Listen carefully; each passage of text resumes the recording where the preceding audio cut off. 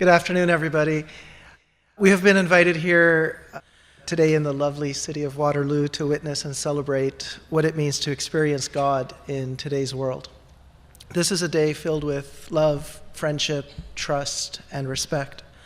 First of all, I would like to acknowledge that we are on the traditional territory of the neutral Anishinaabe and Haudenosaunee peoples.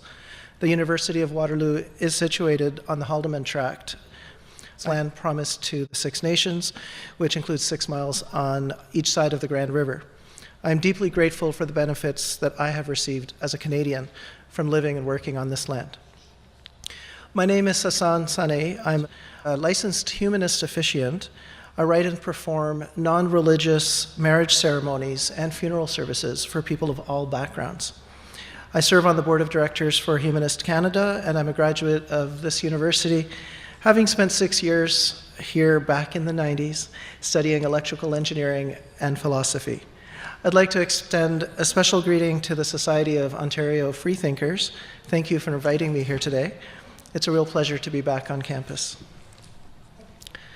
Humanism is a dynamic way of life that is guided by rational thought and scientific inquiry, inspired by music and art, and motivated by ethics, compassion, and fairness. It is the outcome of a long tradition of free thought that has inspired many of the world's great thinkers and creative artists and gave rise to science itself. Humanism recognizes that reliable knowledge of the world and ourselves arises through a continuing process of observation, evaluation, and revision. As a humanist, I'm not a religious person, but I still live in a society which expects me to act in many ways as though God does exist. God is presumed to exist at an institutional level. The first words in the Canadian Charter of Rights and Freedoms are, "Canada is founded on principles that recognize the supremacy of God and the rule of law." Our national anthem includes words that implore God to keep our land glorious and free. We all pay taxes to fund separate schools and hospitals run by a church that is itself exempt from paying taxes. So I have to wonder whether my credibility in a courtroom is diminished by my choice to affirm rather than swear an oath. The experience of God in today's world touches all of us, including atheists, and it is fitting that we should participate in today's event. As an atheist, I get asked some very strange questions. I've been asked if I worship Satan. This person did not seem to understand that if I don't believe in God, I don't believe in the devil either. I don't believe in anything supernatural. So the answer is no, I don't worship the devil or any other supernatural being. I was hoping that much would be obvious, but apparently there was some confusion, so thank you for letting me clear that one up. Humanism is a response to the widespread demand for an alternative to dogmatic religion. The world's major religions claim to be based on revelations that are fixed for all time, and many seek to impose their worldviews on all of humanity. I am regularly reminded by a slogan on a billboard that God loves me so much that he will punish me with torture and hellfire and brimstone for all eternity if I don't love him back. I appreciate their concern. Being burned alive forever is certainly a frightening prospect. It makes me sad to hear these stories that invoke fear-mongering, because a loving God would never inflict such pain and misery on a living, breathing, feeling human being of his own creation. It's completely illogical. Besides, if we don't believe in God or the devil, we obviously don't believe in heaven or hell either. So, as a humanist officiant, I write and perform ceremonies that are always free of religious wording. At one particularly memorable wedding, I was asked by the couple to specifically introduce the ceremony as non-religious. This did not go over very well with a few of their family members. I was approached by the bride's uncle afterward, who introduced himself as the producer of a well-known Christian television program that has been on the air in Toronto for over 20 years. He challenged the idea that a marriage could be founded on anything other than divine sanction. For how else can two people express their eternal love for each other, but through the eternal love of God? I reminded him that religious rituals and marriage licenses are only recent innovations dating back just a few hundred years. Nowhere in the ancient religious texts is there mention of wedding ceremonies being led by clergy. In many cultures, marriage was a contract between the heads of two families, and its primary purpose was the consolidation of wealth, power, and property. Marriage is indeed an ancient institution, but historically, God had nothing to do with it. Humanist weddings celebrate the love that brings two people together, guided by the belief that all human beings have the right and responsibility to shape their own destiny and give meaning to their own lives. When a man and a woman, or two men or two women, or let's just say any two people who love each other, choose to be married in a humanist ceremony, it is not because of social custom or expectation, but because it is the purest expression of love between two people. They see this commitment as a serious occasion, and they approach it with a sense of reverence, but also with hope and happiness. Real love between two people is perhaps the highest experience that is possible for humankind. Such love reduces selfishness, strengthens character, and above all, gives life new purpose and meaning. And yet, there are those who would continue to deny others the right to marry simply because they are the wrong sex, or the wrong gender, or the wrong color, or the wrong ethnicity, or the wrong religion.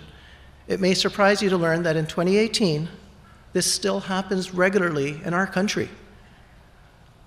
They justify this discrimination by speaking of God's love. This is not love. This is control. For the person who is denied the freedom to marry the one they love, the experience of God in today's world can be truly heartbreaking. For many people, these are questions of morality, and to defy moral law is to defy God. This is based on the profound conviction that morality is impossible in the absence of a higher power. Well, I learned from long discussion during my time at this university just how widespread this belief is.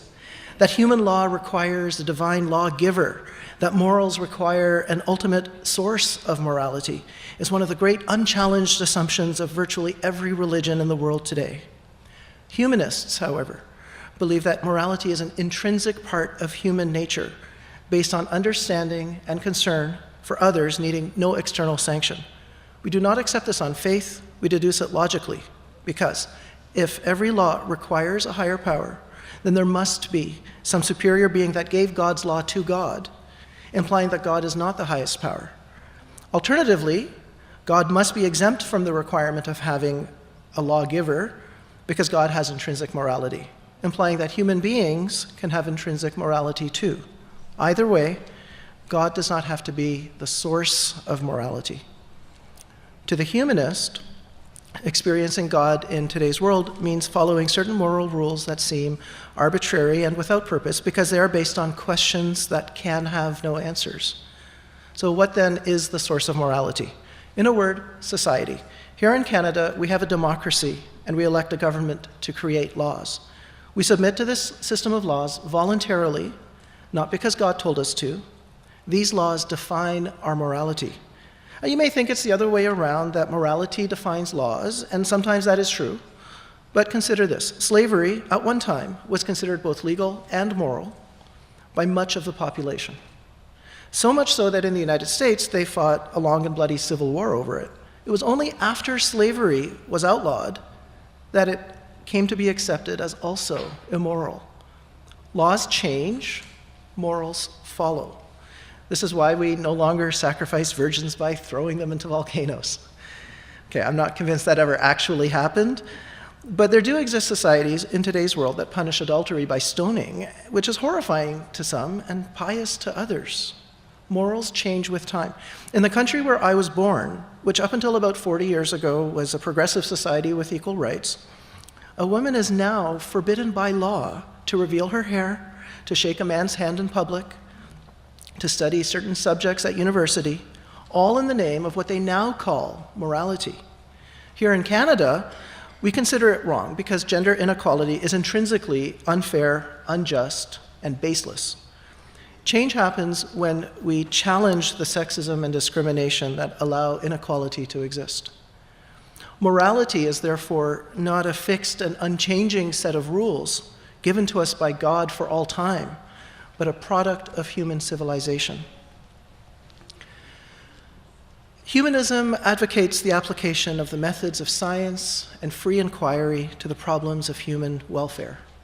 When confronted with the problem of runaway climate change, we do not believe it is God's will. We do not presume to be in the end times that were prophesied in the holy books, and we do not pray for God to save us from ecological disaster. We study the problem and look for ways to actively reduce the concentration of carbon dioxide in the atmosphere.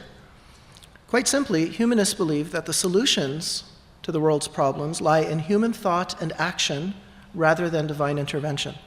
My daughter, who is in the audience, asked me yesterday why hairspray used to be harmful to the environment. So I explained the chemical reaction that occurs between the old-style aerosol spray and the ozone in the upper atmosphere that protects us from the sun's ultraviolet rays. Once scientists discovered the problem, the nations of the world came together and agreed to phase out the use of those particular chemicals. That was 30 years ago.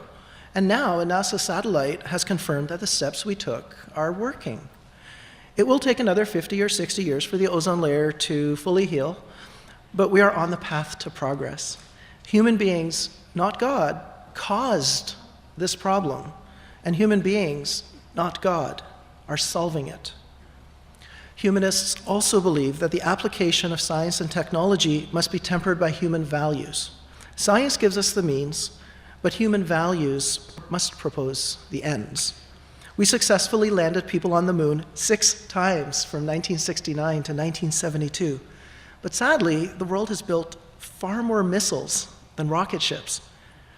Humanists are opposed to violence, we are opposed to harming others, and we prefer peaceful and loving ways to coexist. We seek to use science creatively, not destructively. It is science that developed the first heart transplant. It is science that eradicated smallpox, and it is science that will cure cancer. We are inspired by the example set by Alfred Nobel, who was an atheist, a humanist. And although he was the inventor of dynamite, which has both peaceful and hostile uses, he is best known for bequeathing his fortune to establish the prizes that bear his name.